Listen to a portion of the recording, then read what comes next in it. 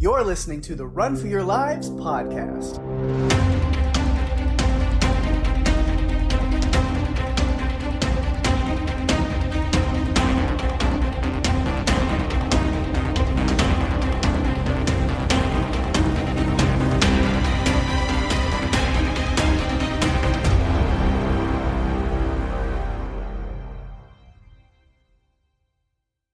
Hey everyone, welcome to the show. I'm Daphne. And I'm Pake.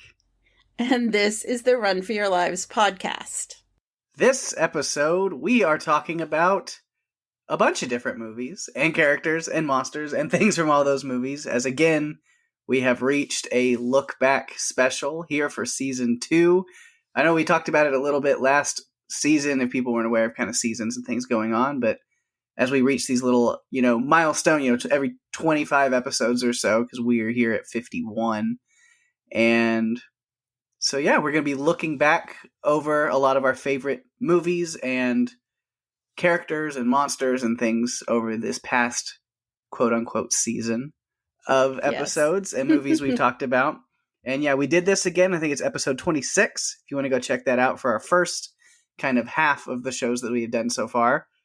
And we had a lot of fun doing it, and I think, we got some good reception on it, and so we're going to do it again and go back and look over a bunch of the movies and things that we've talked about and covered recently and pick out our favorites. It was a lot of fun to go back through the list of movies and then just looking at notes and really thinking about, wow, what really stood out to me over this season. Yeah. And there were a lot of things, but in some ways it was very different than the first season. I think the first season, it was a new thing for us.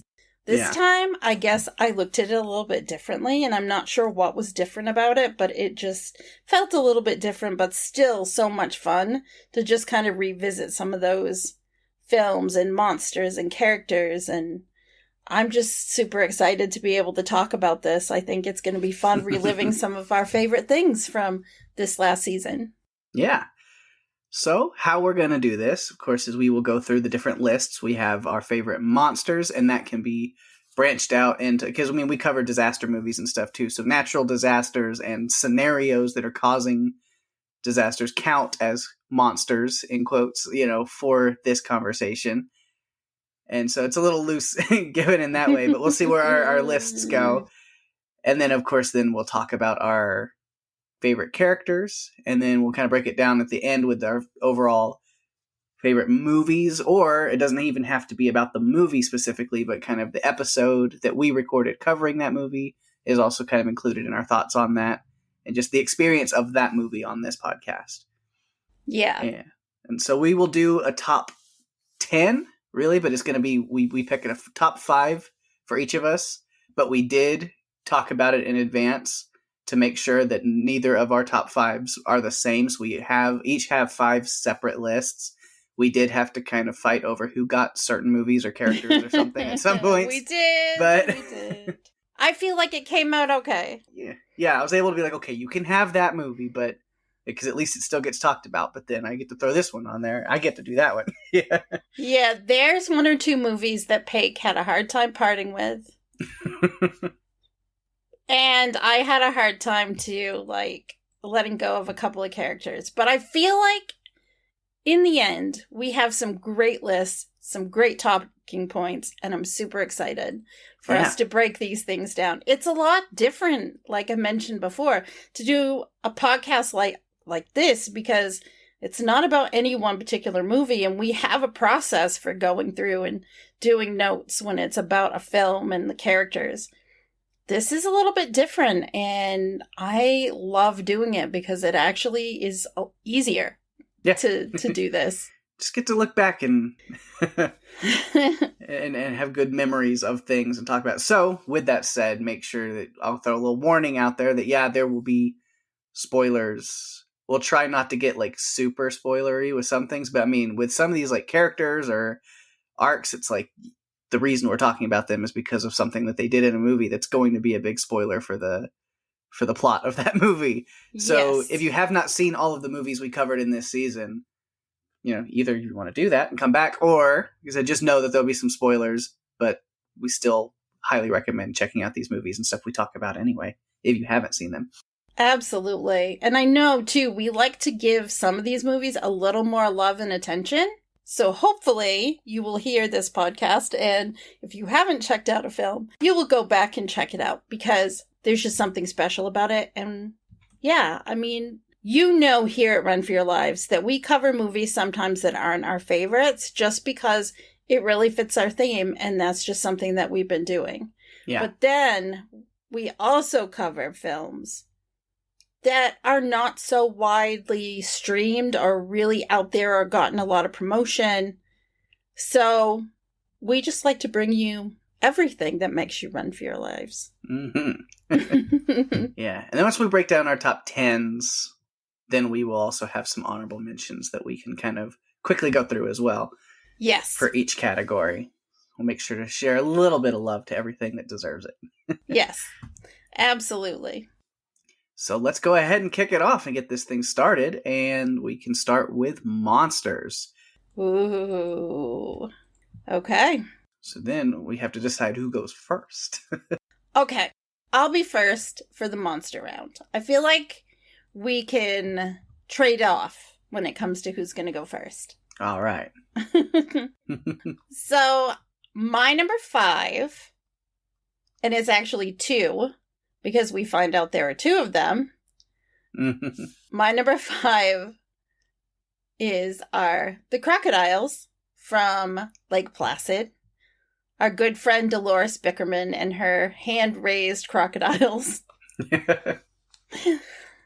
They were very cool. I really enjoyed this film, but I loved the crocodiles, even though the CGI wasn't always good. Yeah. I feel like the crocodiles were really, like, formidable foes in this movie for everyone to face. And I loved the way, like, the bantering with Dolores and how she was with them, because she was, like, their mother, like, their surrogate mother.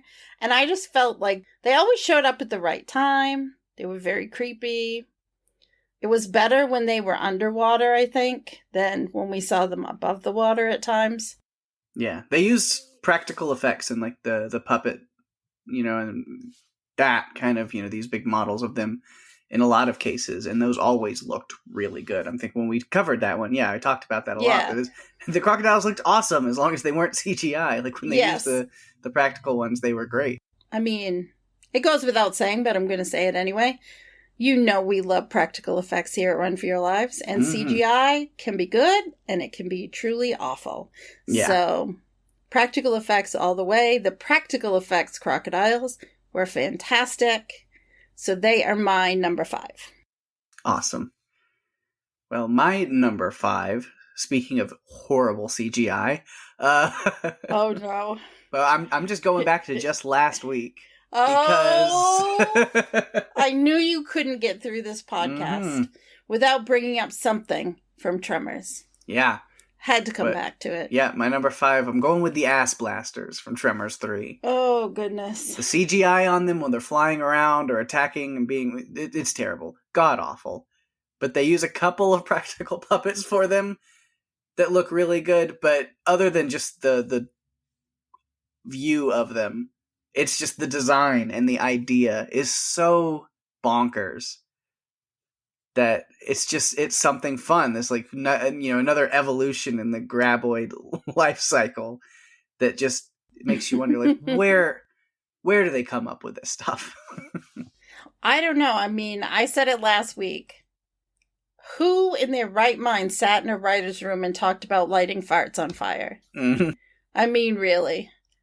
But there were moments with the CGI that reminded me kind of of Birdemic. It was real bad. However, ass blasters as a concept is terrifying and hilarious. Yes. And I give big props to that. So I'm not surprised they're on your top 5. All right, my number 4 are the infected from Train to Busan. Zombies. Yeah. I liked the way that they portrayed these zombies. Although, Peg, are we going to get in trouble and someone's going to say, no, they're not zombies, they're something else? They, You they're know. more similar to like the 28 days, 28 weeks, Yeah. like Rage. Except they do die first, I think. I don't Yeah. know. They don't really specify. Maybe they are just infected. That's that's Ben's spot across the bear. I don't care as much. How did you know I was talking about a Ben? Because I listen to Wilhelm. Okay, so we'll just call them infected. I like the way that they were portrayed. I liked the jerky motions that they had. I liked the effects, like the facial, like the eyes, the way that they did the costuming, like everything just, torn, but still fresh because they're all new. I mean, It's not like they all ran onto the train. It started with one person. Mm-hmm. And getting infected, little by little, one at a time, she was infecting everyone. She built her army of minions to attack everybody on the train. So I really liked the way that they, presented them in this film. I thought that it was building off of groundwork that had been done in other movies, but the concept of it taking place on a train was new. And I liked that. And so, yeah. And so not excited for the remake, so just going to throw that out there. Yeah. Yeah, for that style of monster, zombie, infected, whatever you want to call them, it does add to the horror element a lot when they're very fast and very aggressive. And yeah, I do like, I love the old school Romero zombies that just shamble along and, they're great, but the horror elements are awesome with these kind of infected. Yeah, agreed. I'm really glad to hear that you like the Romero era zombies. Oh, yeah. That might come into play sometime soon. Yeah. Okay, so what is your number 4? All right. Well, my number 4, we're going to mention monsters. I was gonna tie in with, then we have to have a king, but the little king of the monsters was technically Godzilla. But yes. I'm going the other side of that coin with the King Kong. Ooh. And so, because we covered the MonsterVerse in this season. We did. Building up to Godzilla versus Kong, and there's just something about Kong. I mean, specifically Skull Island was awesome, really great in that way. But even in Godzilla versus Kong, he has such an awesome, kind of arc with, the Hollow Earth and seeing him interact with all of that. So yeah, Kong is awesome. I really like the new iteration in this MonsterVerse that we have. I feel like we got to see Kong grow up. Mm-hmm. Because we saw him in Skull Island. And then we also got to see him in Godzilla vs. Kong, and he had grown substantially during that time. And of course, it had been, 60 years in between? Yeah. Of course he's going to get bigger.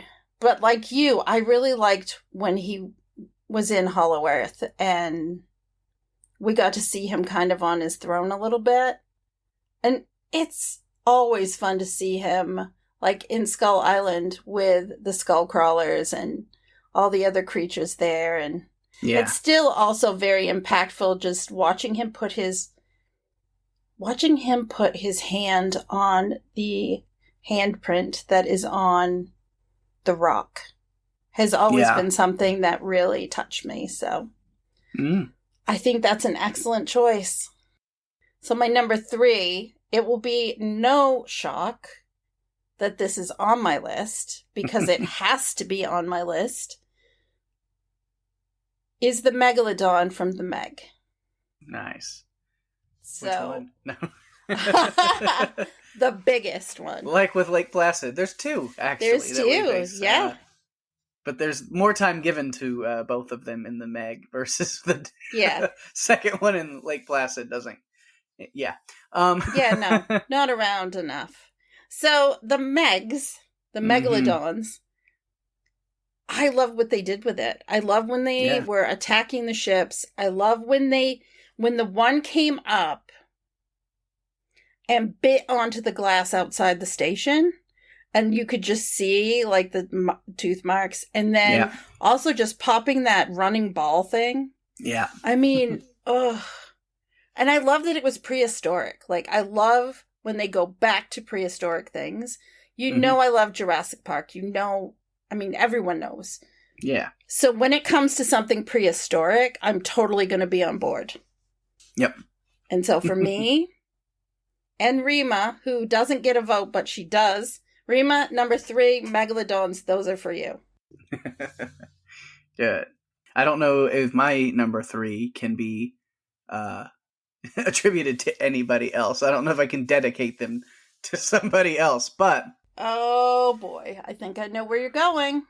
But with my number 3, I'm picking something that's on the lesser known kind of list of our movies. They're not really known, but maybe lesser acknowledged. But from Monster Hunter. Had a fun time, you know, plot-wise. But the monster work was incredible on that, and especially the one that's just going to sit with me the most that really creeps you out is the Nursilla from Monster Hunter. Oh my god.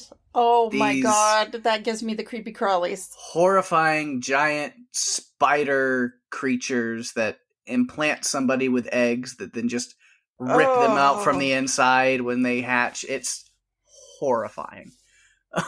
Oh my god. I had forgotten about them. Now my mind has been reminded, and I'm not sure I like it because it's just so creepy and gross. Yeah. It's just gross. That movie, there were some really great things about it, and I think it is overlooked. Some of it is overlooked, and the monster work was great. Some of the dialogue was kind of, but there was some great work in other places. Yeah. So, yeah, I'm with you. The Nursilla, absolutely. One of the creepiest things we've talked about this whole season. Mm-hmm. Just ugh. Chills. The willies. You can't see it, guys, but it's giving us the willies. Okay, so my number 2 goes to something a little more ethereal and beautiful as a creature. And it is Mothra from Godzilla, King of the Monsters. Yay. So beautiful. So almost peaceful. But also very feisty. And willing to sacrifice herself for her love.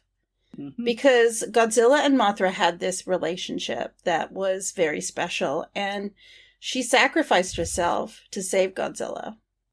And there's something poetic about that. And I had never seen Godzilla King of the Monsters. When we decided to cover the Monsterverse, the only film I had seen is Godzilla. Mm-hmm. So going down the road of Kong Skull Island, King of the Monsters, and then we got to see Godzilla vs. Kong, the door was open to me to experience these films for the first time and then get to podcast about it. And I wish I hadn't waited so long to watch them because Kong was amazing. And Godzilla King of the Monsters gave me all the monsters that I've always wanted to see. Mm-hmm. So, only able to pick one. Pake put the stipulation on. Can only pick one. So I'm going with Mothra because she's beautiful, ethereal, and willing to sacrifice for her one great love. It's good. It's a really good choice. I'm gonna oh goodness. I'm gonna go a very different direction with my number 2. About a forbidden love that turned out to not be exactly what somebody thought it was gonna be. And that would be from Cabin in the Woods, The Merman.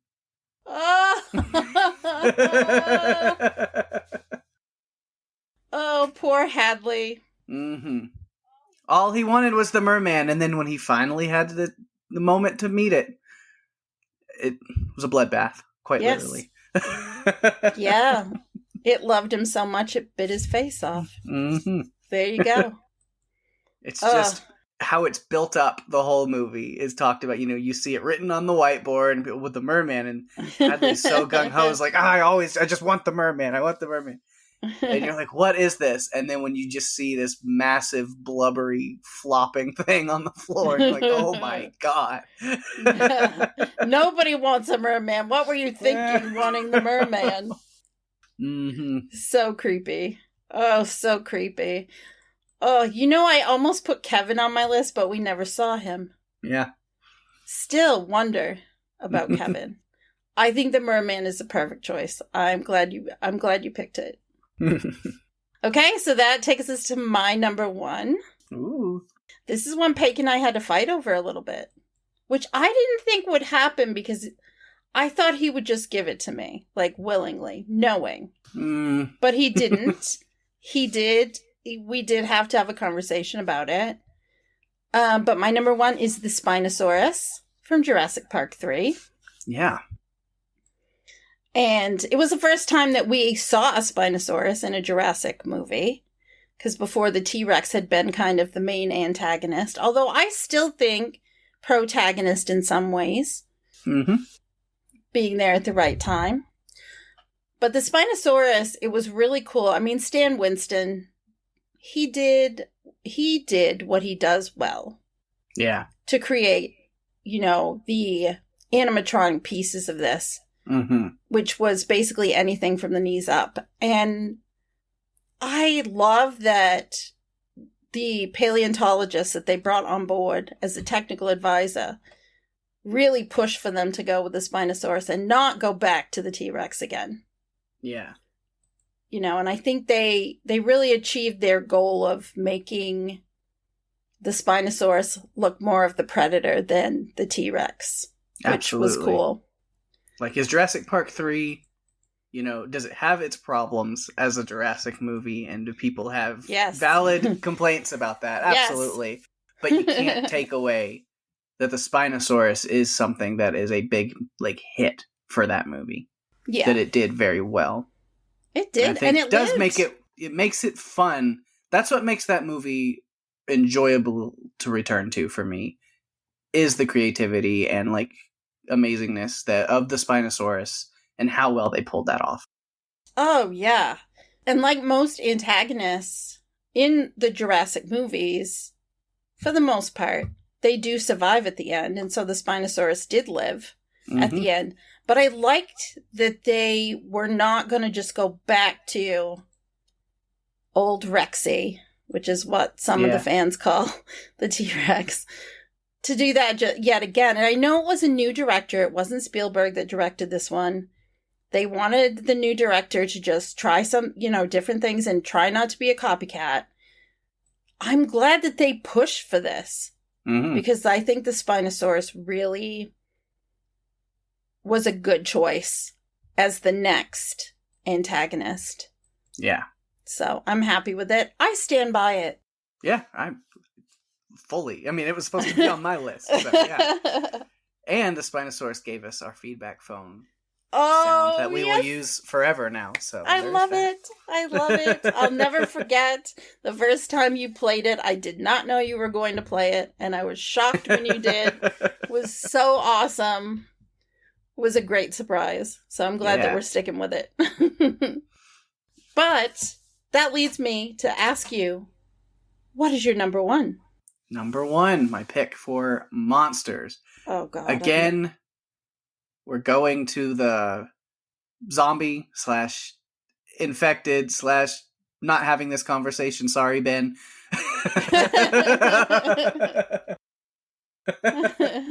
But I have to go with the Cootie Kids from Cooties. Oh, my God. The Patriot Cootie Kids. And his Cootie Kids. Oh my goodness.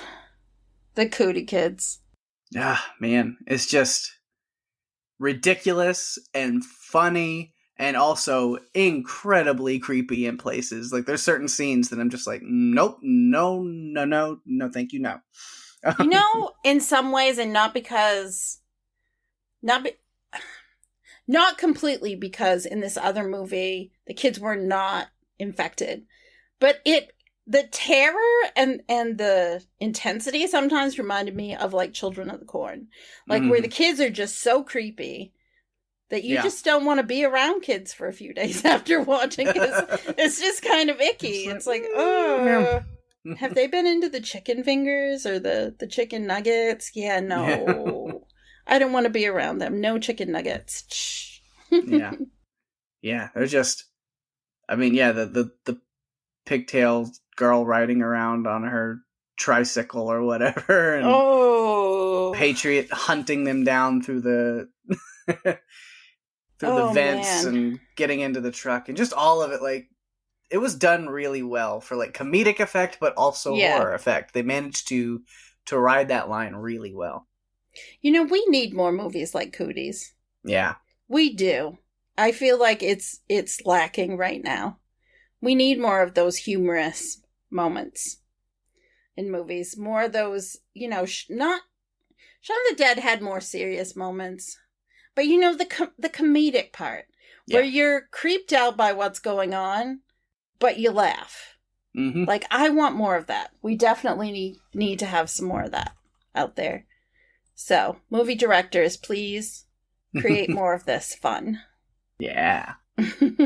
Okay. Well, before we move on to the next section, we go ahead and just list off, maybe give a teeny little tidbit, but not a whole lot of conversation. But, you know, honorable mentions get their mentions. And so how do we do that? We go back and forth, or we just kind of have one of us go through their list real quick and then the other? Maybe the best way to go. I think I can go through my list and then you go through your list. Because my list for this is pretty short. Mm-hmm. When we get to characters, it's a bit longer. Same. So I did have Kong from Kong Skull Island on my list as an honorable mention. I also had the Rathalos from Monster Hunter on my list.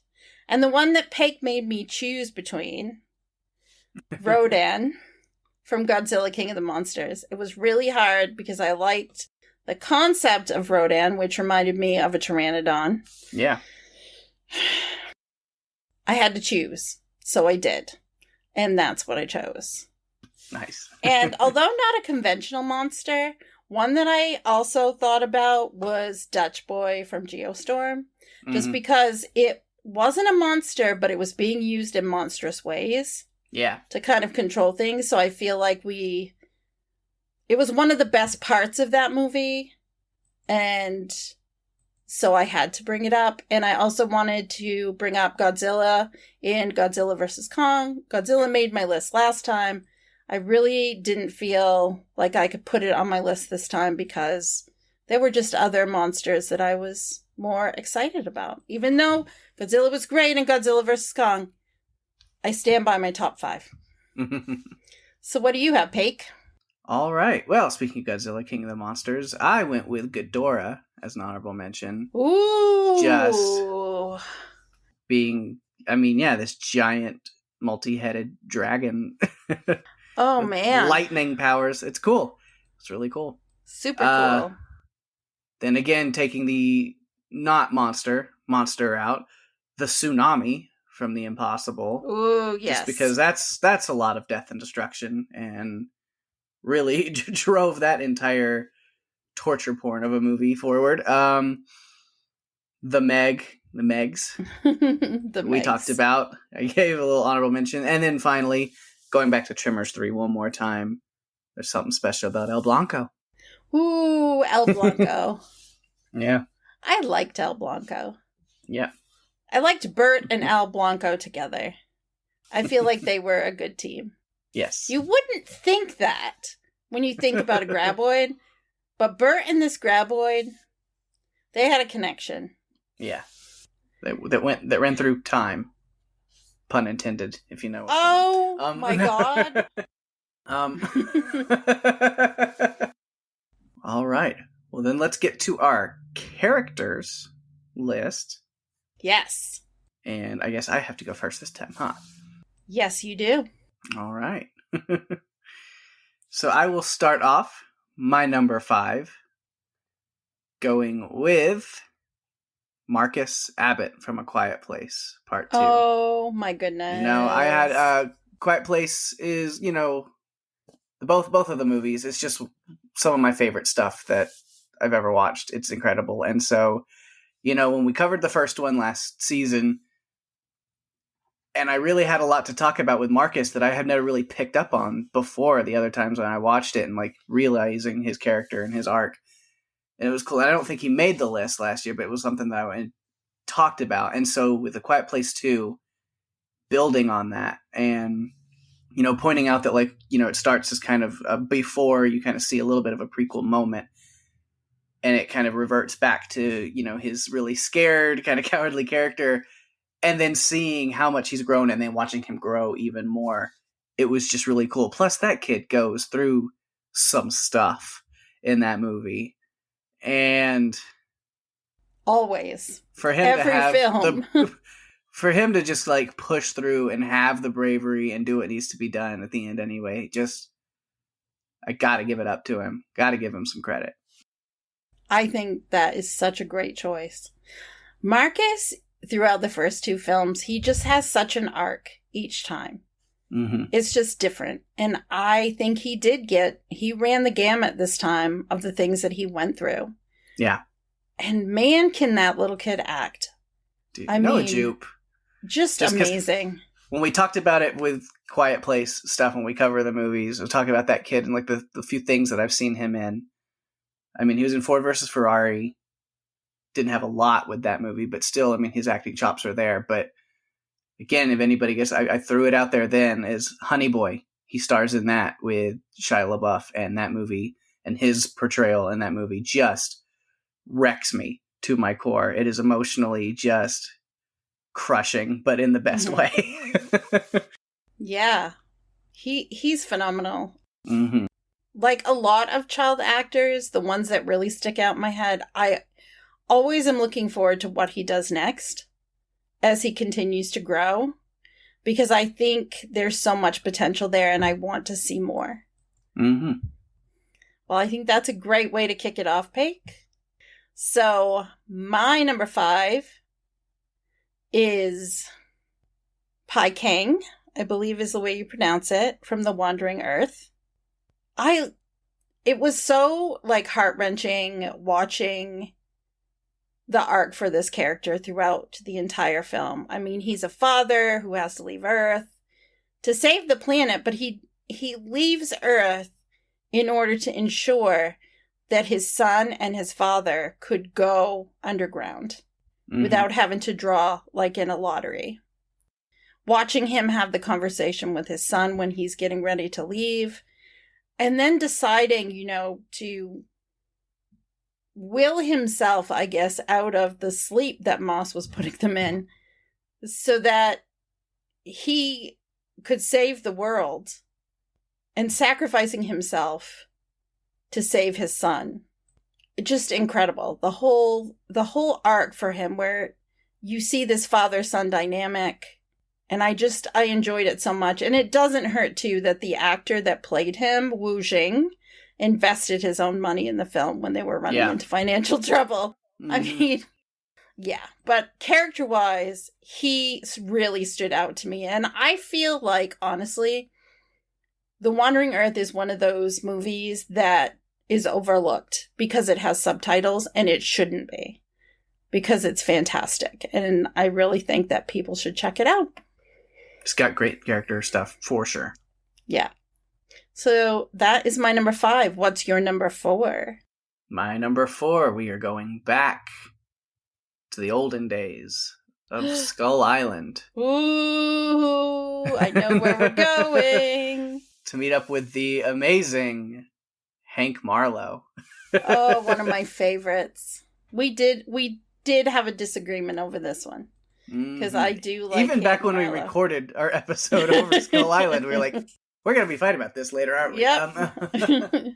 For sure. John C. Reilly was just, man. It's great as just like the comic relief to that movie, but it's a comic relief character who has a backstory and a lot of heart to him also. Yeah.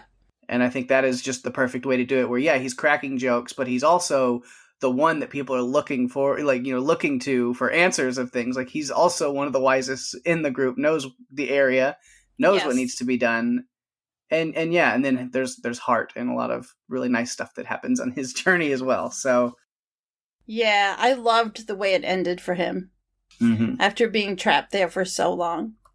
I love that he was able to get back to his family, and John C. Reilly, he killed it, and it just endeared me. The way he played the part just really endeared me to this character. It had the comedic pieces that we needed, but the heart, like you said, the heart was there the entire time, and I just loved it.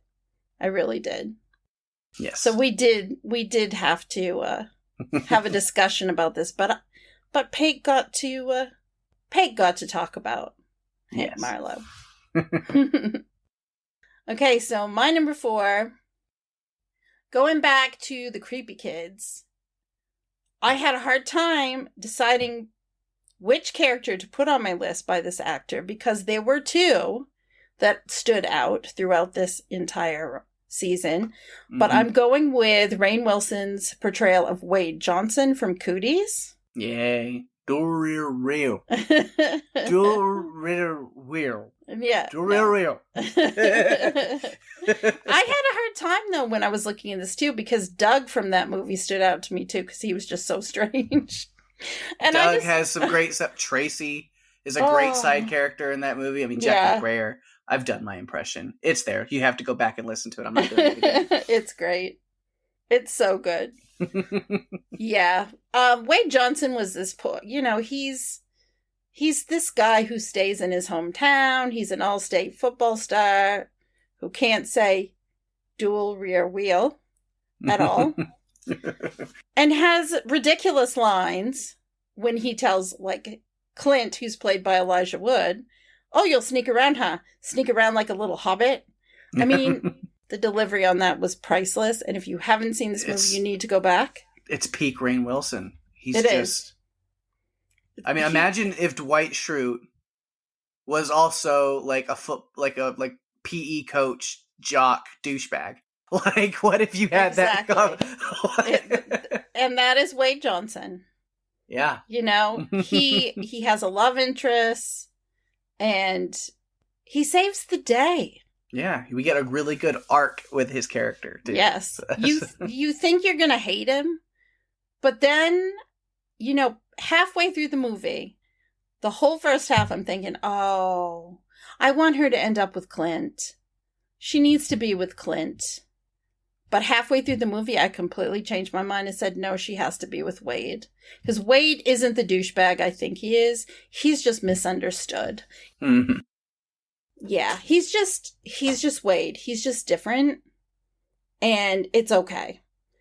Yeah. And I just enjoyed it. And he made me laugh so many times in that. And when he was playing Jack Morris in The Meg, oh my God. Just so much fun. Like, he's great. And so, Rainn Wilson, I either need to find another movie you've been in that fits our theme, or you need to be in another movie that fits our theme. Yeah. Because I want to watch it and see what you do with that. Because he just brings it in any role. So, Absolutely. I think the first time I saw him was on 6 Feet Under. He had a very small role on 6 Feet Under. I think it was season 2. And he played a mortician. Far cry from Dwight Schrute. Far cry from Wade Johnson. Such a different role. And so I totally stand behind Wade Johnson as my number 4. I love it. It's a great choice. So then that gets us to our number 3s. On my number 3, talking about Train to Busan, Sok Woo, the main character from Train to Busan.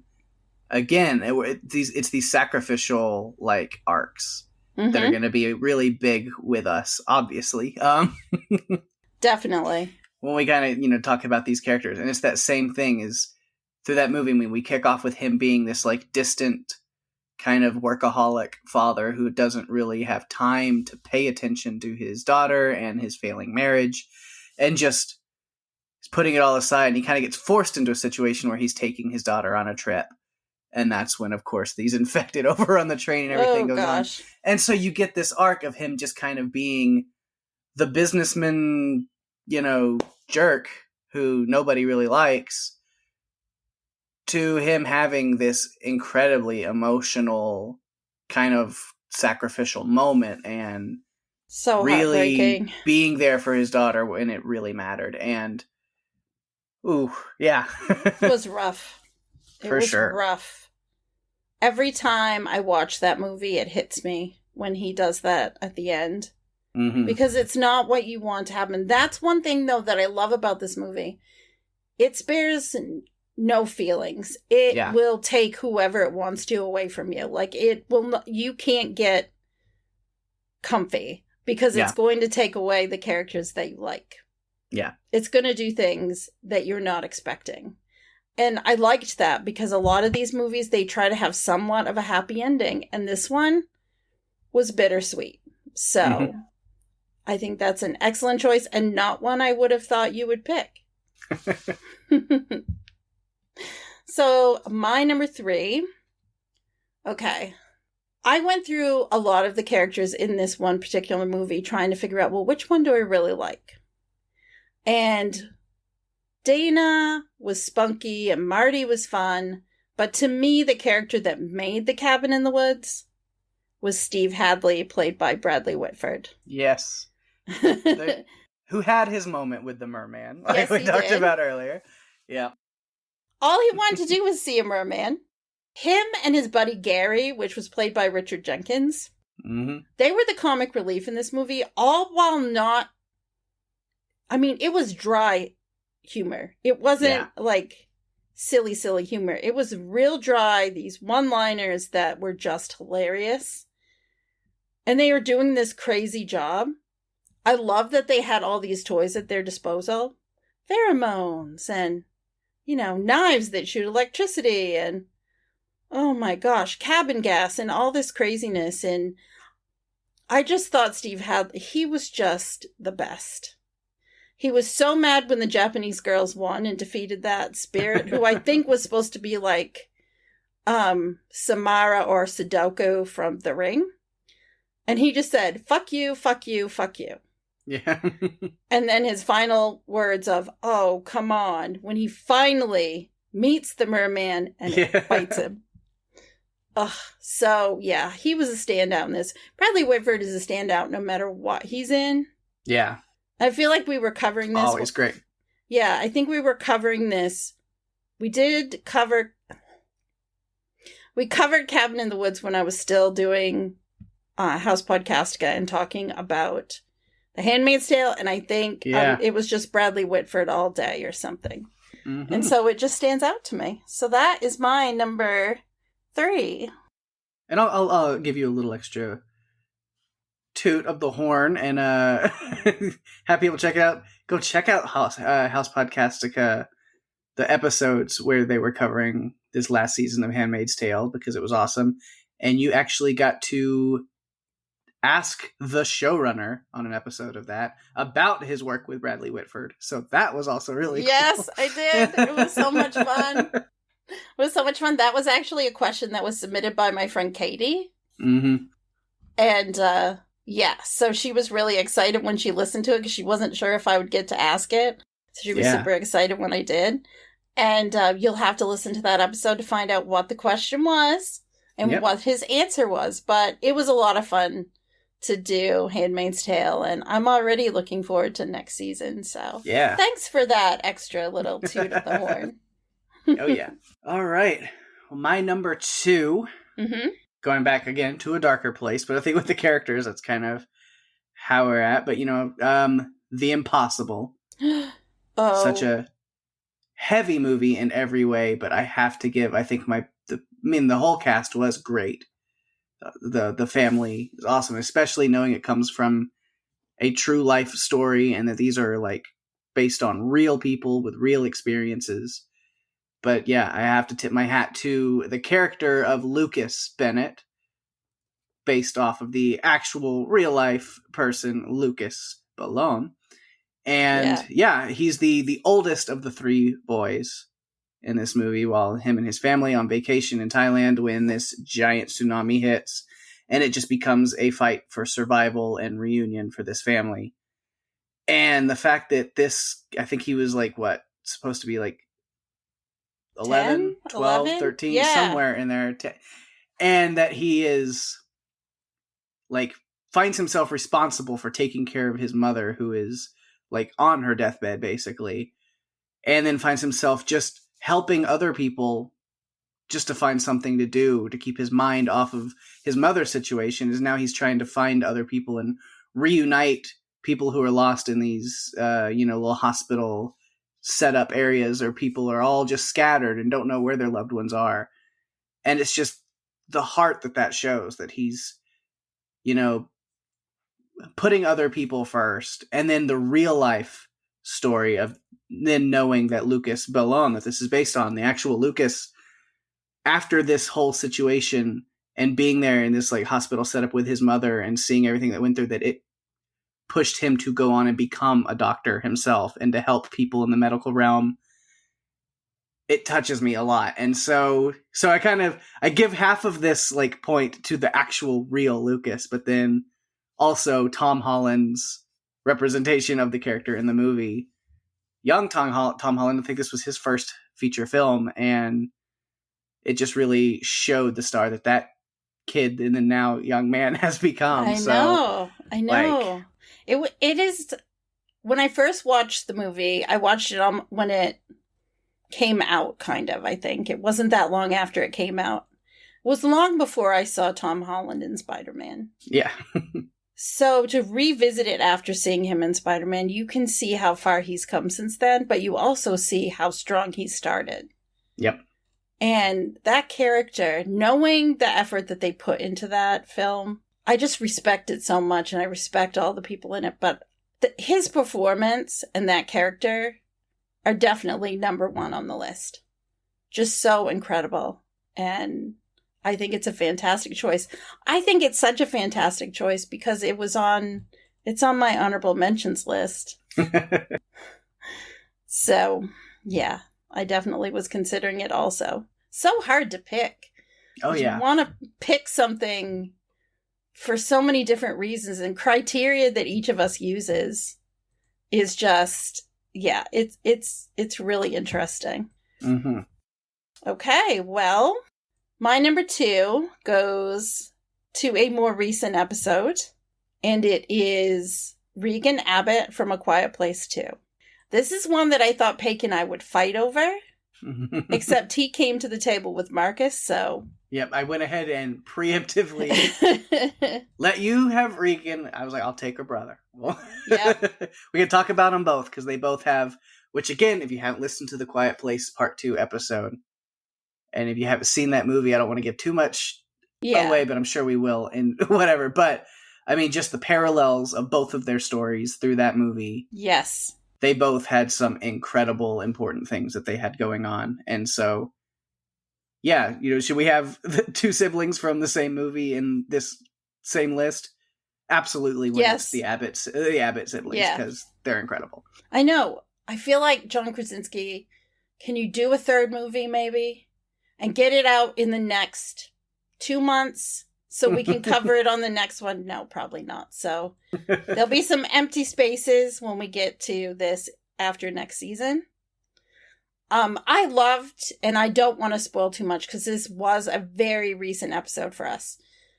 Regan really grew in this film so much more. I mean, she grew so much in the first film, but I feel like she grew up even more. And she started to embrace wanting to be like her father. Yeah. And in the first film, we saw her have this relationship with him where they loved each other, but she thought her father hated her, and getting past those feelings and having that conversation. In this film, I feel like she decided she was going to take his role and find a way to save her family. Yeah. And it was really hard for me to put her at number 2 because I kind of wanted her to be at number 1, but I also, this other character, I kind of had to put them at number 1. So Regan is my number 2, and I'm quite sure she was on your list for our last season. Yeah, she was for our last season with A Quiet Place. She was in the top list as well. And I mean, that goes in part with John Krasinski's incredible writing and directing and the story that's in these movies. But also that goes to Millicent Simmons and her just incredible portrayal of this character and what she's been able to do with it as well. She crushes it. Yeah. She's another one. I feel like I just want to follow this cast after this film and see where they go. Yeah. The younger kids, because I feel like there's just a lot of potential. I'm really excited. For sure. There's some great actors in there. I know. We've been really lucky. I feel like in the films that we've covered, there's just the cast. There's always someone in the cast that really stands out, even if the movie isn't quite as good. Mm-hmm. And this is one where everything just came together. So, yeah, I look forward to seeing what they all do next. For sure. So, Pake, we've made it to number one. Yeah. My number one. And this is, again, one that I don't think you expected. But I am returning to Godzilla, King of the Monsters. Oh, goodness. To talk about Dr. Ichiro Serizawa. Such an incredible pick. I mean, some great stuff with him in Godzilla, but then in this movie where it's like the lore is a little bit deeper and we see, the family connections and things like that. But then this is one, I mean, I'm just going to have to spoil if you haven't seen Godzilla King of the Monsters, like, get on it. But, yeah, we get this moment where Godzilla is, like, blasted with this, like, oxygen sucking bomb that's just, like, pretty much has almost wiped him out completely. But then they realize they need him or they're doomed. Yeah. And so they travel kind of down to this kind of hollow earth kind of portal area where he's at. And they realize, what could wake him up because it's Godzilla. So that's how it works, is like a nuclear bomb. A nuclear explosion would give him that radioactive boost to kind of heal him and wake him up. But it's got to be detonated like right there next to him. And so Dr. Serizawa is the one that makes that choice to sacrifice himself and bring it down there. And it's a touching scene between man and beast, man and monster, of him being able to kind of even like touch Godzilla and just, goodbye, my old friend. And it's another one of those moments that sits with you. Is it one of the best movies out of the whole list that we've covered? Maybe not, but it's a moment that shines for sure. The mutual respect, the moment before the explosion, when he touches Godzilla. Mm-hmm. Gives me chills still because it was so special. There's a mutual respect between the two of them that others in other films could stand to learn a few things from. And Serizawa, oh my God. I believe he was played by Ken Watanabe. Yeah. Yeah. Incredible. Such an incredible character. And wow. Without looking that up, that sounds right. I think that was a fantastic choice. And when we were going through the names, I was so shocked when you picked him. So I'm glad you did because he shouldn't be overlooked. I have a soft spot for like deep emotional scenes too. Yeah, you do.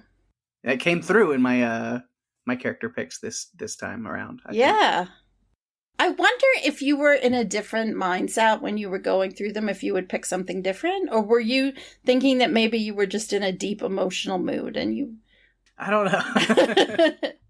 I mean, I try to balance it as like the deep emotional moments because I love that stuff too. I love when a movie can make me bawl like a baby and just tears streaming down my face. It's why I give Honey Boy so much credit, like when I was talking about Noah Jupe earlier, or, just as hard as The Impossible was to watch, but seeing what that family goes through and then like the things that Lucas goes through, and it's a hard watch, but like I love it. Like Room, we were talking about Room with Brie Larson. Oh my Jacob gosh. Tremblay.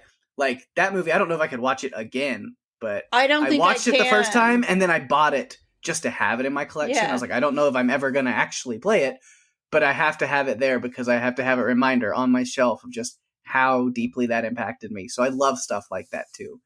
But I also love to give a lot of credit to the really funny, comic relief, goofy characters as well. So yeah. I like both. And movies like Cooties. Mm-hmm. Yeah. You know, Peg, that's one of the things I really like about you is that you're not afraid to get emotional while watching a movie and you embrace it. Yeah.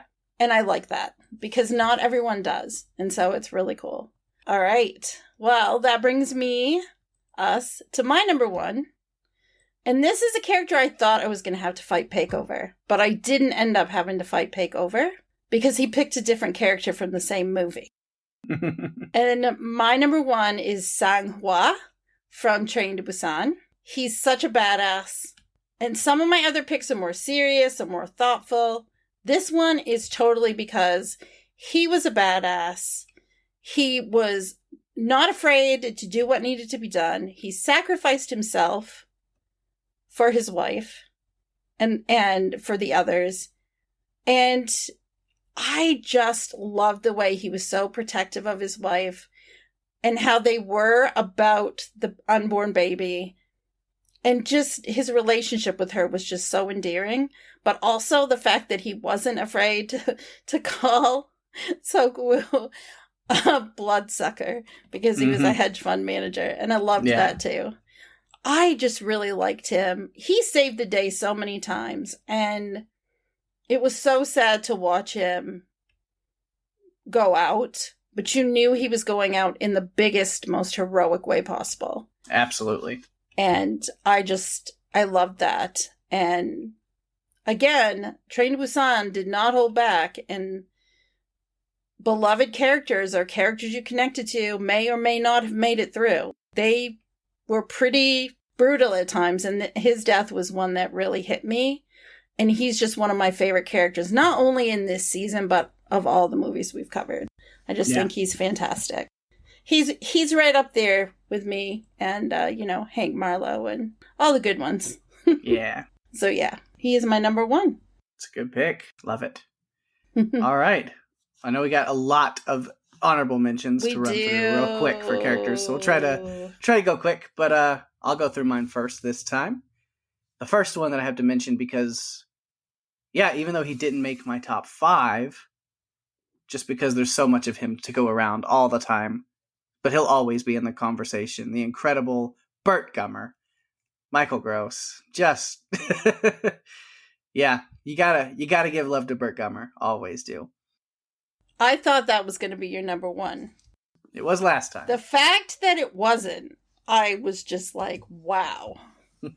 He can't be number one all the time. But he is number one in your heart. Yes, always. But yeah, then of course, other ones. I mean, we talked about Wade Johnson, Regan, Abbott, but then also from Cooties, I gave Clint Hadson an honorable mention spot as well, because Elijah Wood is just great. And it's a fun character as well. I have to give some love to Betty White as Miss Dolores Bickerman from Lake Placid. She's on mine too. She's the first one that I'm going to read off. Yeah. That's great. I'm glad we were on the same page with that. I have a longer list. But going back to Skull Island, Tom Hiddleston's James Conrad. Really, if it's only for the slicing the bird creatures in half scene through the gas mask, maybe if it's only just for that scene, he gets added to the list. That might be my favorite scene. If we came up with favorite scenes, I love that scene. I love it. There's a GIF of it somewhere online that you can... Oh, yeah. Oh, it's just amazing. Gotta go to Cabin in the Woods for our best stoner friend, Marty. Love Marty. Love him. And then some other ones that are just some huge characters in big movies. I mean, we have to throw in Dr. Alan Grant. It's Jurassic Park. I know, I didn't. Alan Isn't Grant's that sad? Oh. And then from Independence Day, I got to give love to David Levinson, Jeff Goldblum's character. A lot of fun. And then, of course, President Thomas J. Whitmore. If only for the speech alone, he makes the list. If you haven't listened to our episode of Independence Day, where we chat with our good friend Ben about the movie and a special surprise at the end of the episode, you have got to go back and listen to it. Yes. It was a lot of fun. Is that all you got? That's all I got. Okay. So I also had Dolores Bickerman, Betty White. Oh my God. So amazing. She's one of the best things about that movie. I love that she's a surrogate mother. Also, Patty from Grabbers. His name is Layla Roddy is the actor who plays him. Patty was absolutely one of the best things about Grabbers. Although the cast was really good and the characters were fun. Patty, he was just great. He was the comic relief I needed. Yeah. Jonas Taylor, Jason Statham from The Meg. This one is kind of funny. Palico from Monster Hunter. He was the Admiral's companion. He wasn't on for very much. The Meowscular chef. Yes, I had to put him on because even though they're probably never going to make a sequel, I have to think that Palico was going to be in the next one. Has to be in more. Hank Marlowe we talked about already. Lucas Bennett from The Impossible. Neville Flynn from Snakes on a Plane. You know he's had it with these you-know-whats on this you-know-what as well. And so, yeah, that is my whole list of honorable mentions. Some good ones in there for sure. Oh, gosh. It's so hard because I didn't want to forget anyone, and I still feel like I did. Oh, yeah. I have my long list of characters that all could have in any way been included was like 95. So to cut that down to 15, counting, like with having 10 honorable mentions. Yeah, there's a lot. I feel like, though, in talking about Jonas Taylor from The Meg, I feel like I should have also mentioned Mei Ying because she was also a wonderful part of that film. Oh, I love that kid. They had the best, relationship. I feel like there are some other categories we can bring into this in the future because there's just some different things that we can also talk about. So that's it. All right. Well, then the last category is movies, episodes. Oh, goodness. Themselves. And then I think you get to start that one. I do. So my number 5 is The Meg. The reason it's The Meg is because it's a fun episode and it's a fun movie. I loved having Rima on to talk sharks, and any time that we have an opportunity to get together, the three of us, and talk about sharks is always going to be in my top 5 episodes for the season. It was great to get to break this one down with her. I'm already thinking about the next one we're going to cover, the three of us. So I love this film, and it was just great to get to break it down with the two of you. And so it's my number 5. Awesome. My number 5 is another one that we had a guest for that we love to talk about and talk with online all the time. And we need him to come back. We've said that like 7 times now, I think. It's been on Twitter too. I've tweeted at him. Yes, I have. Yes, our good friend from Ireland, Derek O'Neill, was on the show with us to talk about Grabbers. And I just had a blast experiencing that movie and getting to talk with Derek. And I had just such a good time with that. So it has to make the list. Oh, that movie is so much fun. I watched it years ago, right after it came out. And I loved it when we reached out to Derek to say, hey, we'd love to have you come on. What would you like to talk about? What movie would you like to talk about? He picked another movie first, and we decided to not do that one because one of our friends were covering it on a recent episode. So I went back to Derek, and he said, what about Grabbers? And I instantly was excited. And Pake, you had never seen it. I had not. And so I was really excited for you to get to see it because I thought it was right up your alley. And it was. Maybe enough time has gone by now, we might have to have Derek on for that originally planned movie. That might be a thing. I think we can do that. It's been long enough. Derek, you know what that movie is. You might need to watch it and start taking notes. Answer the call. We'll work it out because it is okay. Yes, Derek is in Ireland. It does take a little bit of planning on our part to make sure that the times line up, but Derek, we can make that happen, and we'd love to have you back on to talk about that movie. Yes. All right, so my number 4 is The Wandering Earth. This movie, again, I want it to get some attention and some love. It was this first entry into sci-fi for China. It was a subtitled movie, so it doesn't get as much attention. It wasn't as widely promoted. But I feel like we had a really good conversation on this one. The characters were all very solid. Yeah. The effects were really good. And it was just a really good episode, but also a great movie. So again, if you didn't get it the first 2 times I said it, check it out. Yeah, I think it's still on. It's on Netflix. Yeah. Easy to get to. Yeah, it's a great film. And the sequel coming down the pipeline. It's coming. So, I can't wait. I can't wait to watch it, and I can't wait to cover it. I love now that when we look out at upcoming movies, I can actually look at things and see, oh, that's a new movie coming out that fits in our wheelhouse, and oh, it's new and we can cover it for the podcast. And that just makes me excited. All right, Pake. So, what's your number 4? My number 4, I had to put on the list, not because of the movie in itself, because it's a terrible movie. An awful, horrible movie.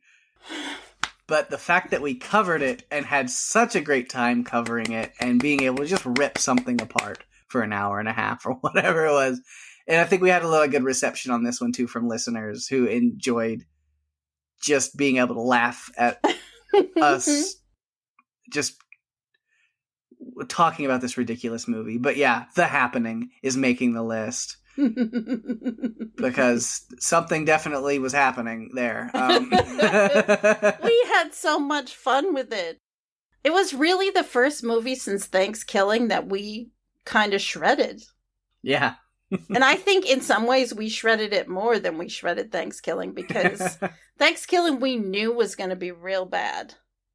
With The Happening, if you don't watch it often and you see it in the theater when it comes out and you watch it again like 10 or 15 years later, it's like, I remember this was pretty good. And then you watch it again and you're like, oh God, why did I ever like this movie? And that's exactly what happened to both of us. Yeah, it was, it was a trip for sure. Oh yes. And not just to the Pennsylvania area of the country either. Oh my God. That is a tangent that we could go on, but we're not going to. Listen to the episode. Yeah. Just go back. It's great. You have to go back. Oh, wait, that's lost. We have to go back. Okay. Okay, so my number 3 is Train to Busan.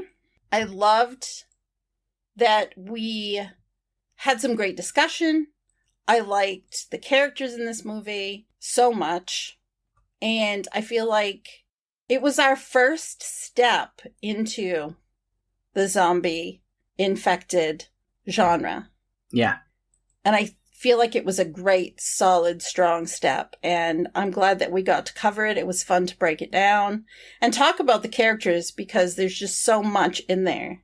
So many different things were going on with the different people, and not just with the main characters, but some of the, auxiliary characters as well. So it was just a lot of fun to break it down. Oh, yeah.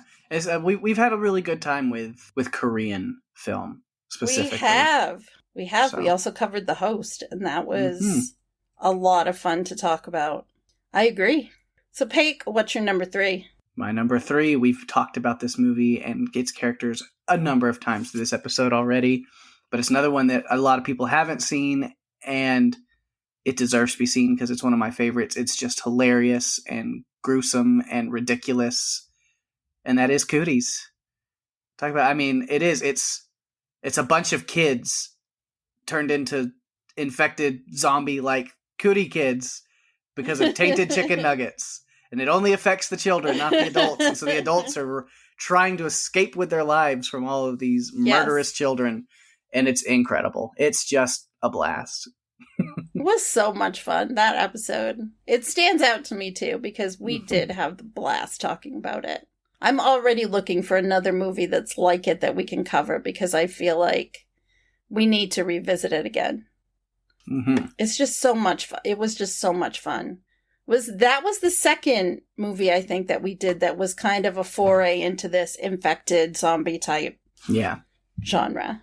And I like that. I think we have picked some good ones to start that journey, I think. Okay, so my number 2 is one that Pake and I had to fight over, but he let me have it because he said that it would be talked about, and then he can include his points as we talk about it. This is a movie that I had only seen one time prior to us covering it, and now I don't know why I haven't watched it more. Because there's so much good in it. I mean, the acting, the characters, the monsters are incredible. Just the types of monsters and the number of them. Of course, I'm talking about The Cabin in the Woods. Yeah. Such a great movie. So fun, serious, creepy. The monsters were awesome. I mean, there's so much you can say about it. And we've talked so much about it already with different characters and things. And so, yeah. The Merman, Hadley, Dana, Marty. So many good things. Kevin. Who is Kevin? What is Kevin? Nobody knows. Why is Kevin? Why is Kevin? Oh my gosh. So, yeah. So my number 2 is The Cabin in the Woods. Yeah. It's great. It takes the whole slasher, horror, sci-fi thing and flips everything you thought you knew on its head while still paying perfect homage to all of the classic stuff, but then doing something so unique and new. And yeah, it's awesome. I liked it. It was a step in a different direction, and we needed it. I like when someone comes up with an original idea, and I feel like this was it was really cool. Mm-hmm. You're never, ever going to get that large number of monsters where they actually show you. And there's a wiki online that I may or may not have gone down a rabbit hole on with pictures and plans on a lot of the different things. Nice. And you, I think, pointed it out on the episode that we recorded it. Mm-hmm. And I went to see it, and that was it. That was 2 hours spent. Yeah. That's what happens. So, Peg, what's your number 2? My number 2, again, and I think, at this point, anything we talk about is movies that we have talked about and brought up multiple times through characters and monsters and plot. And so that is The Impossible. Again. I love this one. This was also on my list originally, and I gave it up to get Cabin in the Woods. Yeah, it's just... Naomi Watts, Ewan McGregor, Tom Holland, the whole thing, they portray, their performances that they are able to put across, where it's hard to watch. So it's something, so one of the main reasons I had to include it, though, is because it's different than most everything that we've done. It's the only movie that we've covered that is heavily based on a true story, and by based, we talked about in the episode, Maria Ballone, the actual mother who Naomi Watts portrays her in the movie, that actually went through these experiences. She was there on set while they were filming, making sure that, when the tsunami hit, that her, the actors playing her kids and family were standing in the same places that they were at the pool when it happened. It was very ingrained in her memory, and so it was painstakingly recreated to try to be as accurate as possible. And so with that, though, a lot of they don't hold back. Like I said, I called it just a full torture porn of a movie, because they don't hold back on the gore and the destruction and just seeing bodies washed up in places and people suffering and the people in these hospitals. And it's a heavy dose of reality for, disastrous events like that. But it's just done so well, and it really draws you into that family and these characters. And so, yeah, it's one of those so it's different than a lot that we've done, is that it's a lot more emotionally based, and it's a rough one, but it sticks with me because, like I mentioned, I like that kind of stuff too. And so for us to have been able to cover a movie like that, I think it's the only time I've cried recording an episode. And so one thing I remember about that episode very vividly is when you were talking about him, I think it was when he was reunited with his brothers. Yeah. It really affected you because you have 2 brothers that are younger and kind of the same age range as far as exactly. Yeah. And it really affected you. And I remember that you got very teary during that. Yeah. The Impossible is a movie that I think Mark suggested to me a long, way back. Early days of Run for Your Lives. We just started talking about it one day and decided to do it. I can't remember. Had you seen it before? I had not. Okay. Yeah. Yeah. Netflix was recommending it to me a lot. And so I was like, okay, fine. We'll do it.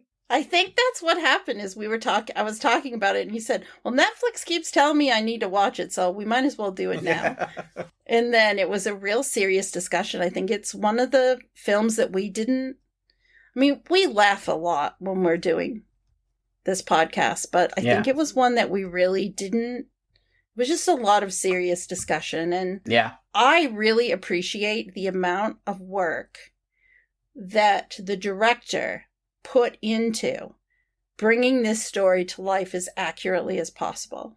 Yeah. I'm not sure, honestly, of another movie that put that much effort into it. Mm-hmm. Not off the top of my head, anyway. Yeah. That is an incredible number 2, Pake. Oh, my God. So we're moving to my number 1. My number 1 is a movie that I had never seen until we covered it for this podcast. I actually had no interest in seeing it until we covered it because Peg kept saying, we're going to cover the Monsterverse. We're going to cover it. We're going to cover all the movies in the Monsterverse. And I really wasn't super excited about this one. And then I watched it. And I had to watch it again. I loved it. And that is Kong Skull Island. It is my favorite movie in the Monsterverse. Despite the fact that King of the Monsters gave me all the monsters I've ever wanted to see in a movie. I mean, it was incredible. Oh my gosh. This one gave me everything. It gave me heart. There was laughter. There were monsters. There were great characters. And there was Tom Hiddleston slicing through, what were they, leaf wings? Oh my God. It gave me everything that I was looking for. And I thought for sure that this was going to be on your list. And it wasn't. So I am glad that it's my number 1. I think it was my first honorable mention. Yeah. But yeah. It's just, it's great. Yeah, the cast was incredible. Yeah, I mean, you mentioned Tom Hiddleston, Brie Larson, John C. Reilly, Samuel L. Jackson. Samuel L. Jackson, yeah. Yeah, incredible. John Goodman. Yeah, lots of moments of bravery, lots of moments of sacrifice. Yeah. Just an incredible film, and I will revisit that one again. There's going to be a night that comes up where it's just going to be, oh, you know what? It's a Kong Skull Island kind of night. And I'm going to watch it again. Yeah, that's not a bad idea. It's always a good time. It's always on TNT. Always. They're just playing it all the time. It's always before or after a certain show that I watch on Wednesdays. Okay? I wonder what that could be. I think you know. All right, Pake. We're all waiting to know what your number 1 is, which I don't think is a surprise to me whatsoever. You figured it out even before we talked about it. Like, you were like, so this is their number 1, right? And I'm like, yeah, you knew. So those who are listening now, you might have a good idea as well. We've talked a lot about the characters and things, and I've given a lot of props to the writing. And so, yeah, it is A Quiet Place Part 2. It is one of the most recent episodes that we've covered. It's only like 2 weeks ago. But still, yeah, it's one of those things, one of those movies that I just love it more and more every time that I watch it or think about it. I mean, I had such a big love for the first one, and then I think everybody who loved the first one, which is anyone who's sane in any way at all, then has to, wonder, kind of worry about, oh, well, they're making a sequel, because Krasinski didn't even want to be involved with a sequel at first, and they kind of forced him to. And so you're like, don't ruin a good thing. And so I know a lot of people were kind of worried about it, but then still cautiously went in to watch it. And I kind of even fell in that camp myself. But then seeing it was my first movie to go back and see in theaters after all of the pandemic stuff where I, just like locked down for a year and a half. So it was cool. It was my first time back in the theaters, and what a movie to go back to theaters for. It was just an awesome experience with that, and then watching it, more at home for prepping on the podcast, and then watching it again just for fun, and watching. And I just find new things in it every time. We talked about a lot, so go back and listen to the episode. A lot of those parallels and mirroring and the character arcs that go on between Marcus and Regan, and it's just so well done. Krasinski has got such a mind for storytelling, and the horror aspects are great, but it's everything. It's the character storytelling is just phenomenal. I couldn't agree more. It was one of the first films I saw in the theater. Once I started being able to go back, the characters continued on these arcs that weren't completely expected. And I loved it. It really resonates with me.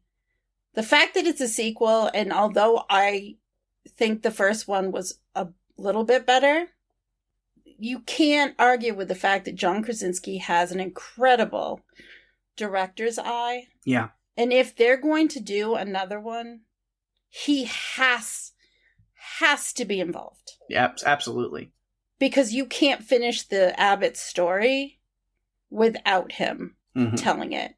Because no one could do justice to it, I don't think.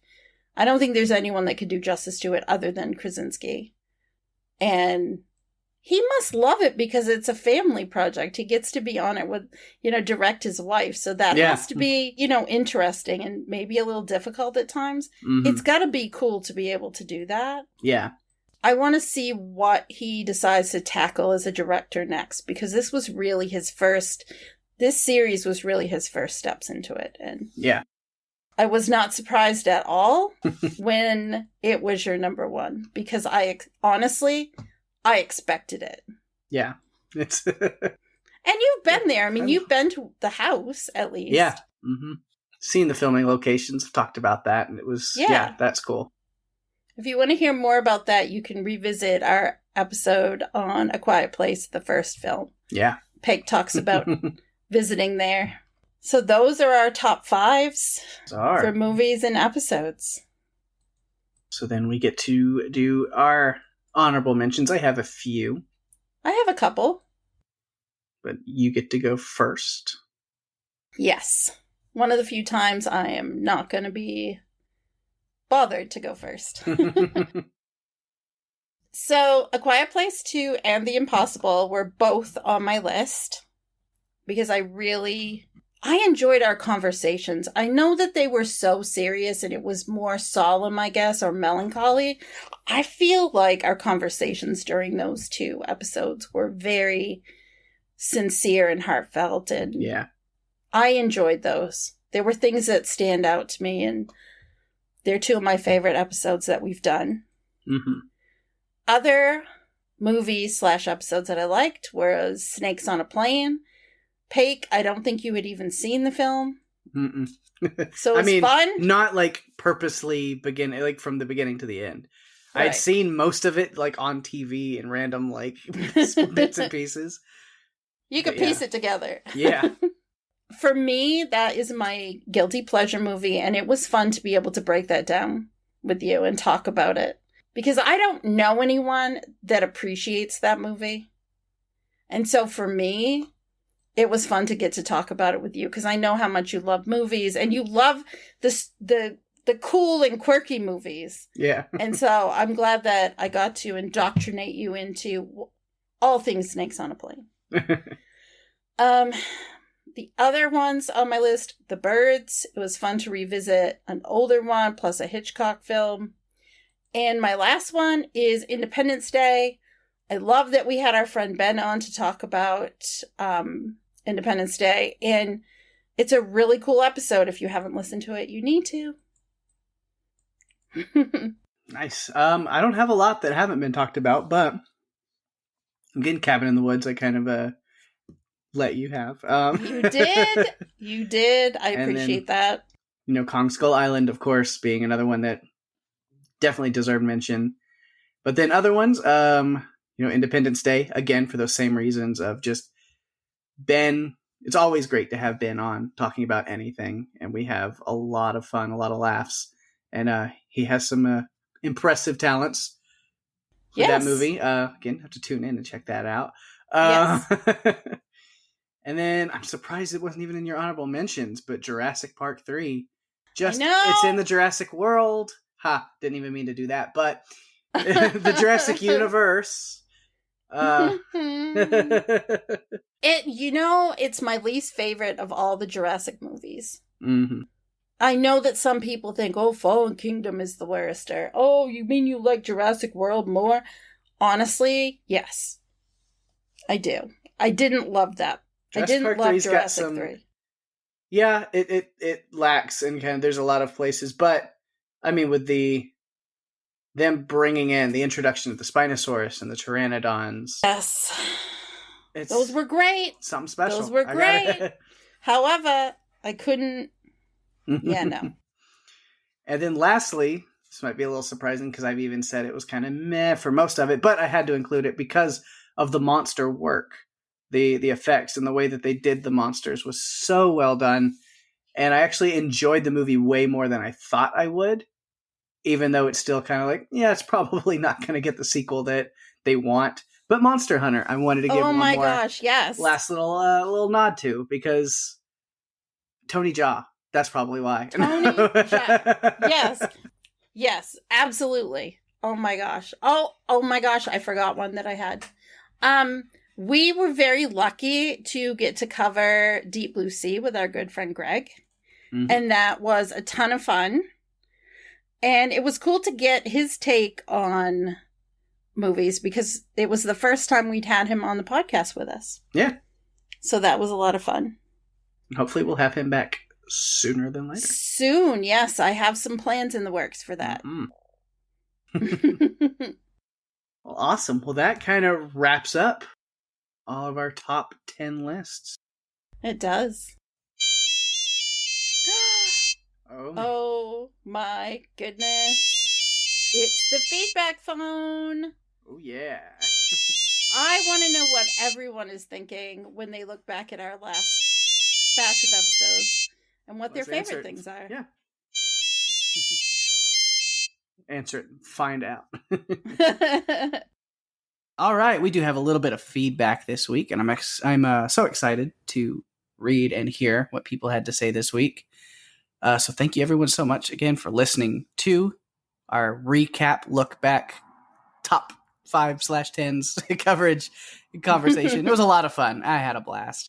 Yeah, it was a lot of fun to get to revisit some of those movies and characters and monsters, and you brought up some. I remember when we were first comparing notes that I had forgotten about, so it's always fun. Dug in deep a little bit. Yeah. But yeah, so now that you've heard what our favorites were, looking back, now we're going to hear from some of our listeners and friends and see what their favorite moments and episodes and things were. So let's get going. Kelly's up first, and she said, loved your coverage of Independence Day and Cabin in the Woods. The latter was probably my favorite episode. Was great hearing you guys take a deep dive into it. Awesome. Yeah, I loved that. Yes. Cabin in the Woods. I loved that we had such a great slate of monsters to talk about. Mm-hmm. I mean, plenty to incredible. Dive into. Yeah. All right, this next one comes from some guy named Ben. He says, I'm a big fan of when that guy came on and reenacted the president's speech from Independence Day. That was awesome. Seriously, though, I've loved and had a blast every time you've invited me to be on as a guest, and I look forward to all the times in the future I get invited back. Yes, of course, Ben, you are always welcome here on Run for Your Lives. And I think we already know what we're covering next with you. It's just, we'll get to it next season sometime. Yes. Yes, it's on the list. We're going to cover it. You just have to work out the scheduling. And we all have kind of a busy, early fall, September, October. So we're going to have to work on getting that scheduled and in amongst everything else that we're doing. Yeah. So our friend Damien had this to say. So I have to say my top 5 movies that you have covered this season would be number 5, Lake Placid. Number 4, Snakes on a Plane. Number 3, Deep Blue Sea. Number 2, Independence Day. And number 1, Jurassic Park 3. Still can't believe that I didn't include that higher on my list, but I didn't. I know it seems like I'm a really bad Jurassic fan, but I just didn't. He goes on to say, we recently were on vacation and one of our family movies was Jurassic Park 3.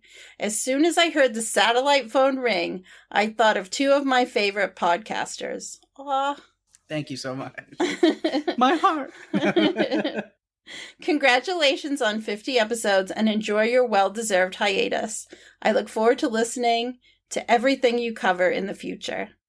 Thank you, Damien. Thank you so much. It means a lot. That was really sweet. Yeah, thank you. Really appreciate it. Mm-hmm. And finally, Tony on Twitter hit us up to tell us, she says, I was up late tonight catching up on all of your work. Looking forward to listening to Strange Indeed podcasts and your coverage of Sweet Tooth. Love the graphic novel and already watched the whole series. I really hope you enjoy it. And yeah, and I tweeted back at her with this conversation. Yeah, again, Tony, thank you so much for listening to Run for Your Lives. We really appreciate it. And also thank you so much for listening to Strange Indeed as well. If you're checking that out and jumping into that now that we're covering Sweet Tooth. And so yeah, I was going to plug that later when I go to what else is going on in the podcast universe. But yeah, Strange Indeed, our coverage of Sweet Tooth has been awesome. I am just deeply in love with that show right now. So yeah, it's been a lot of fun. I'm having a blast with it. Yeah. I'm always looking forward to when Rima releases a new episode, and I can't wait to hear you guys break down. I think it's episode 3 this week. Yes. All right. Well, we also did get a voicemail from, well, what episode would be complete without something from our good friend Steve Brown? Yay. This is what Steve had to say. Hey, Pake and Daphne, this is Steve, and this is my top 5 characters from the last 25 movies. Here we go. I typed them out actually on a piece of paper. So, well, in my computer, not on paper. Paper. Who uses paper anymore? Anyway, number 5, Marty Fran Kranz from The Cabin in the Woods. I love this character. He was so funny and it was great all the way to the end of the movie. Spoiler, who hasn't seen it, but why are you listening to this if you haven't watched Cabin in the Woods? Crazy. Anyway, I remember, I don't know if it was on the commentary. I think it was on the commentary. They said something about Fran Kranz was actually in really good shape for the movie. So they had to put him in clothes that wouldn't show off like how he looked because he didn't want to show up the quote unquote hunks in the movie. So I thought that was fun. And then, Neville Flynn, who was played by obviously Sam Jackson from Snakes on a Plane, just so over the top of a character. And it was the first time I had ever watched it when I sent in that live Steve for Snakes on a Plane. So Neville Flynn is number 4. Number 3 is Kong. I just loved how they were able to make him a character that we fell in love with in Kong Skull Island. And then we even see him in Godzilla versus Kong. Just a really good character, the character of Kong. I don't know if they did a mocap suit on somebody, so I apologize if that was Andy Serkis. Number 2, and I'm so glad you included a Jurassic Park movie in these last 25, even though it's not the greatest of the Jurassic Park movies. I mean, a talking raptor in a dream, come on. But is Dr. Alan Grant, played by Sam Neill in the Jurassic Park franchise. That's my number 2. And number 1, of course, is Burt Gummer from the Trimmers franchise. And obviously, he's probably going to be the number 1 every time we do this because you're going to do him after you do a Trimmers movie. All right.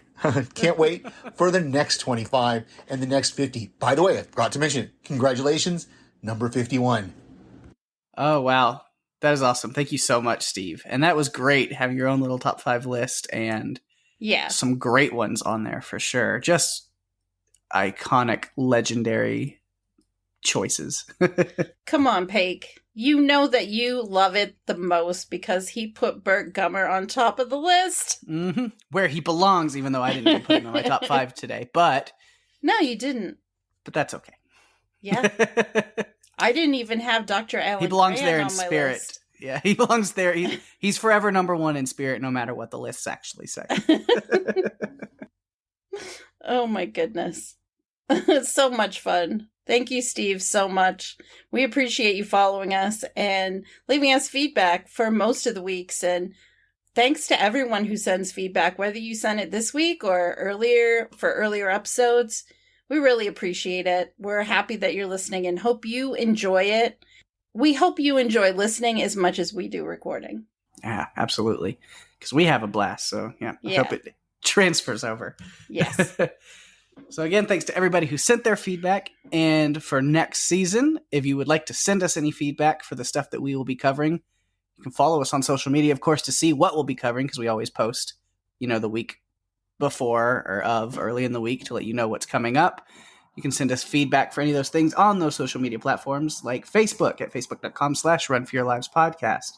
You can find us on Instagram, Run For Your Lives Podcast. We're on Twitter, RFYL Podcast.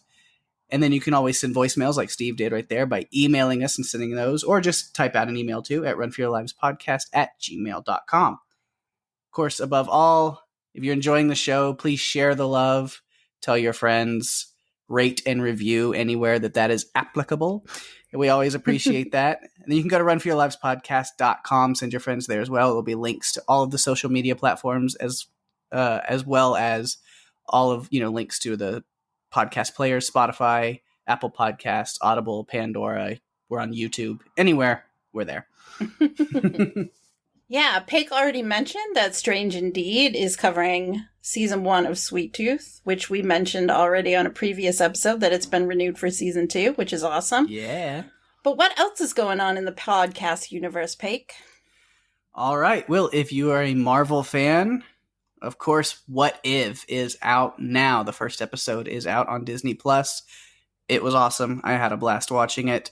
And so, of course, our friends at House Podcastica, I believe Jason and Kirk Manley are covering What If. Yeah. So, they'll be covering that this next week. I think they recorded yesterday, so should be up sometime soon. So definitely check that out. And then also, our good friends at TV Podcast Industries are also going to be covering What If over there. And they just wrapped up their coverage of The Bad Batch, also on Disney+, Star Wars animated series. So, yeah, go give them some love as well. And then, Damien, again, thanks for his awesome feedback earlier. He has a podcast as well. We've thrown it out here a couple times. Watched it in the 80s podcast, and he'll be releasing part 3 of their look back at the 1980s series Family Ties. They're covering some of their favorite episodes and stuff from that. So that will be up soon, if not already. Yeah. And finally, that guy, Ben, from earlier, whoever he is, he has a podcast called Wilhelm, and he will be releasing a Robin Williams tribute episode. He's the biggest Robin Williams fan that I think I know in my life. And so, me too. of course, it's a, hard time right now, but like a special time. And so he's making sure to put a special episode out in honor of the life and career of Robin Williams. He'll do other episodes in the future covering his movies more deeply, but I think this is just kind of a special little tribute thing. I'm not sure exactly what to expect, but it's been, so it's going to be great. Of course it is. Yeah. And so speaking of some of those people that I mentioned, of course, Jason from House Podcastica and Walking Dead Cast, Ben from Wilhelm.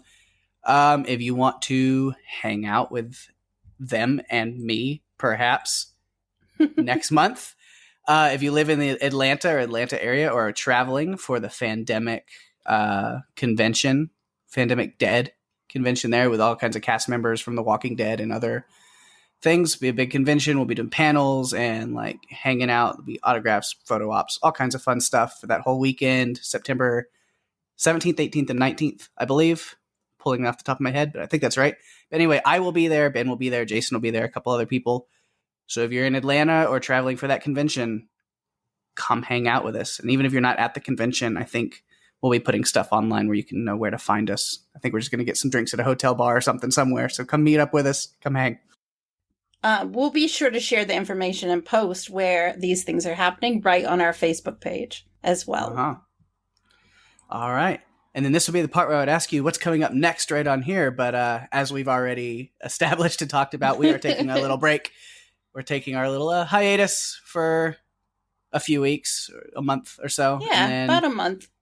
Yep. And then, so during this time, we will probably be posting sporadically, different little updates or stuff, maybe some other, older episodes of ours that we think could use a little bit extra love or that we really enjoy that maybe you haven't listened to, we can point you that direction. Or if there's any episodes in our backlog you haven't heard, go back and check them out. You got some time to catch up on the podcast. And then we'll be back in a little while covering all new movies, maybe a TV show, some fun stuff. We got some ideas. We got some fun ideas coming up for the next season for sure. We do. Yeah, we've already put some of those things together. So we're now just scheduling everything out so that we're able to cover everything. And it's going to be a lot of fun. It's been so much fun if you think about it. We've been doing this a year and I can't believe it. I know I've said that before. It feels like we've been doing it for like a couple months maybe, or even 6 months, but not a year. So it's been a lot of fun, and we're shifting things a little bit. We're making little changes here and there. We just make things better as we go. And if you guys have suggestions, please send them to us. But we're going to take a little break, and we'll be back just about the time that Pake is at Fandemic. Yeah, I think the first episode of season 3 will be posting on that Friday. That is the first day of that convention. So I will be in Atlanta when we drop the first episode of the new season. Yeah. And I won't tell you what the movie is, but I will say it's something newer. Hasn't been out very long, so we're always excited when we get to cover something new. Yeah. And with that, we have reached the end of another fun episode. And another fun season. Yeah. Thanks, everyone, for listening. We really appreciate your support and look forward to bringing you more fun content in the new season and beyond. I am Daphne. And I'm Pake. And if you have to run from aliens, birds, cootie kids, plants, trees, giant spiders, a mecha Godzilla, or even ass blasters, you'd better run for your lives. Bye-bye.